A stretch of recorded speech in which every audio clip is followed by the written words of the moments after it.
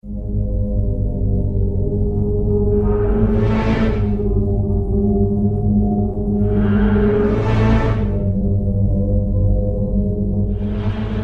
Flying Saucer News Bookstore by Charles Lear. Last week, we were looking into a case from Lewis County, Washington, involving Bigfoot and a UFO, and we came upon Flying Saucer News, published by James S. Rigberg, who ran the Flying Saucer News Bookstore and Prosperity Clinic at 359 West 45th Street in Manhattan. The story we were looking at was covered in the May 1972 issue of the magazine. Also in that issue was an editorial by Rigberg suggesting that a solution to the crime wave affecting New York City at the time would be to put habitual criminals in suspended animation using cryonics until effective methods of rehabilitation were available. The back of the cover is devoted to a plea for funds to help promote this idea. This week, we'll look into the history, how could we not, of Rigberg, his store, and Flying Saucer News. Richard Aguilar posted a blog on his WordPress.com website on August 23, 2014, headlined, "In Search of James S. Rigberg and the Flying Saucer News Bookstore and Prosperity Clinic." According to him, he discovered Rigberg's store in the mid-1970s and made regular weekend trips from Queens to visit. He describes the store this way. The store was about the size of a shoebox bodega, on the street level of a 5-story apartment building at 359 West 45th Street. The window display was a low-budget DIY affair, maybe a pie-tin spacecraft hanging by a thread and some books. Inside, running along the 2 longer walls, you would find steel bookcases, crammed with UFO, metaphysical, and self-improvement books and magazines. More books were neatly displayed on a table in the center. The space was so tight and the aisles so narrow that it could only comfortably accommodate about 3 customers at a time. Usually, I would have the entire store to myself.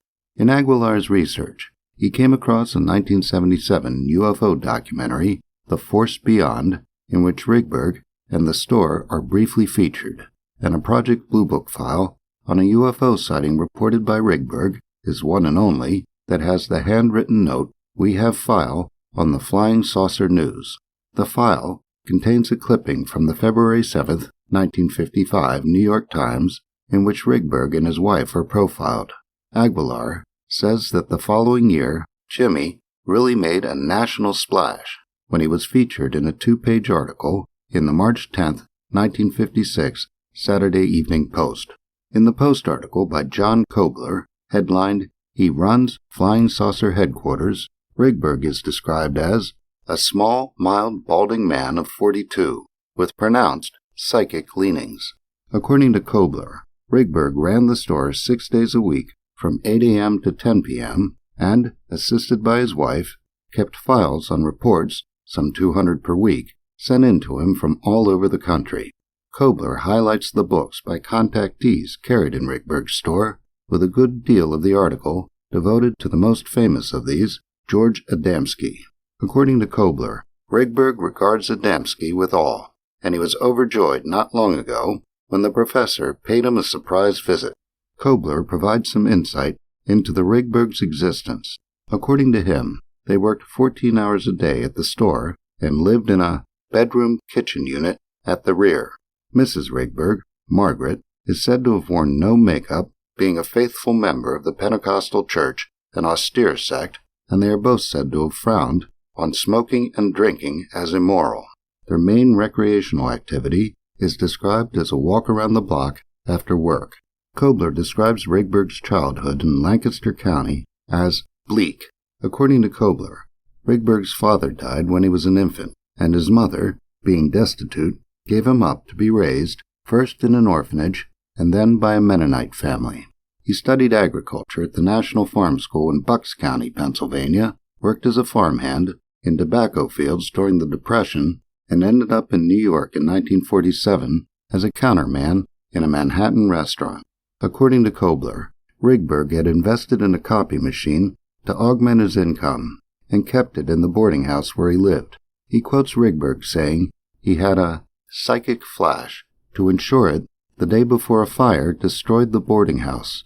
and says that this caused Rigberg to be in a receptive frame of mind as he read an advertisement for the Indianapolis-based College of Divine Metaphysics, Inc. According to Kobler, Rigberg paid $200 for a correspondence course he completed in 2 years and ended up with degrees as a Doctor of Metaphysics, Doctor of Divinity, and Doctor of Psychology. He describes Margaret Lacan as Rigberg's first student after he met her while browsing through a religious library.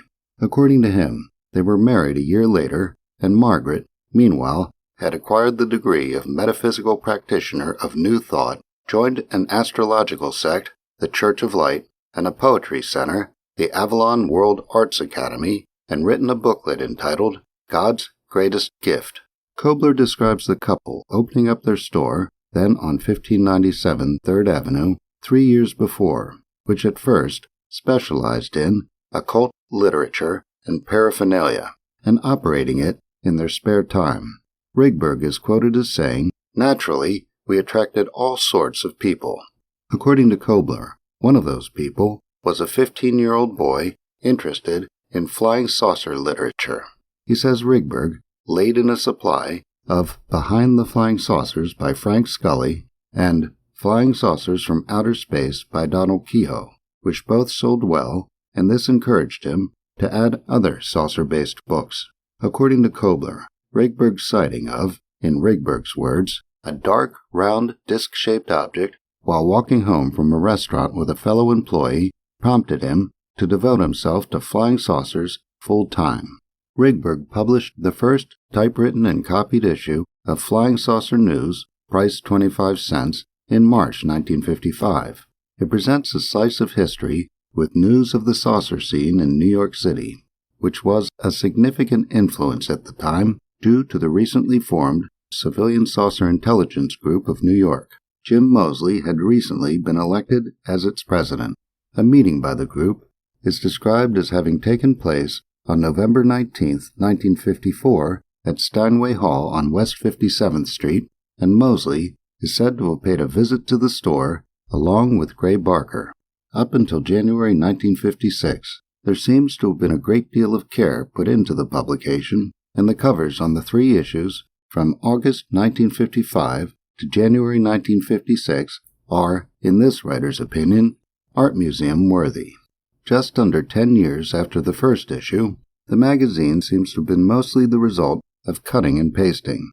The January 1956 issue, still 25 cents, contains news clippings, advertisements for metaphysical and flying saucer books, a crystal ball and a Ouija board, ads for publications by other saucer groups, and letters to the editor from Out of This World, which include photos of the letter writers. It appears to have been created using a more modern copy machine, and many of the ads appear to have been professionally printed. The Socorro case is described, the date is wrong, and there are photos of an alleged flying saucer, $3 for a set of 7, taken in Albuquerque, New Mexico, by A. Villa, who claimed he was directed to the location telepathically and met the crew of 5 women and 4 men, all 7 to 9 feet tall, from the galaxy of Como Bernices. Over 10 years later, the June 1975 issue, which has the 45th Street address, mostly consists of an article from the January 1st, 1975 issue of the National Tatler, headlined U.S. Air Force Hiding Bodies of 12 Men from Outer Space, that investigates the tale spun by Robert Spencer Carr in 1974 at a UFO symposium in Florida that caused the resurrection of the Aztec, New Mexico crash told by Scully in his book, although Carr's version differs. To support the claim by Carr that the Air Force was hiding alien bodies from the public, Tatler investigators found a witness who saw a UFO crash in a ball of fire and claimed to have seen bodies in laundry bags at Malmstrom Air Force Base after he was summoned there to fill out a report. What we assume is the last issue, as it is the last one available from Archives for the Unexplained, published May 1982, is almost entirely made up of clippings and ads. There is, however, one report out of Newport, Oregon, dated October 10, 1975, that seems to have been written by Rigberg, where it is claimed that 20 people went missing after a UFO meeting. it is explained that the missing people were advised by their speakers to discard all things of material value, including their children, if they did not care to remain here on Earth. They were guaranteed a better place to go by their speakers, where there is no war, fear, and sickness. Aguilar sums up Rigberg's life this way. Jimmy was doing his part in helping to explore one of the big questions confronting humanity. Are we alone in the universe?